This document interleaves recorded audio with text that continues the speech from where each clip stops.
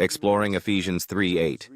Unveiling Christ's boundless riches and Paul's divine calling. It's all about God who has come and he has made a way in the wilderness. In fact, I think in the Amplified Bible that says, in the raging seas, he carves paths for us.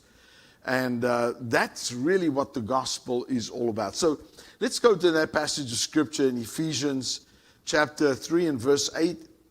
I'm going to read this out of the Amplified Classic.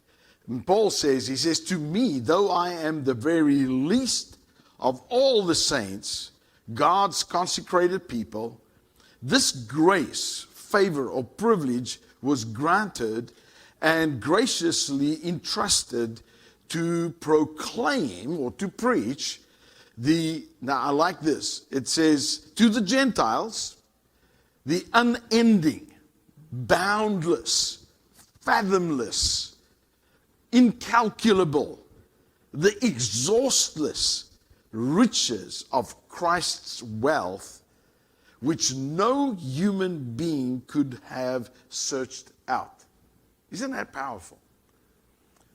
That he makes it, he says that God has given him the privilege to preach.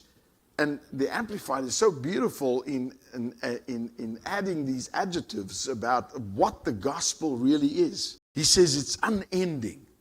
It is boundless, fathomless, matchless, incalculable, exhaustless. And then he says, and this is all found in Jesus Christ himself.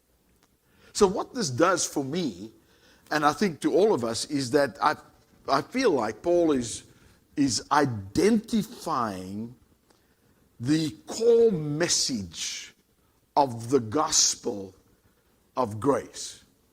That it is something that could not have been searched out. That means if we as human beings were to search out and to try and find, we would never have imagined the power of the gospel and the good news of the gospel.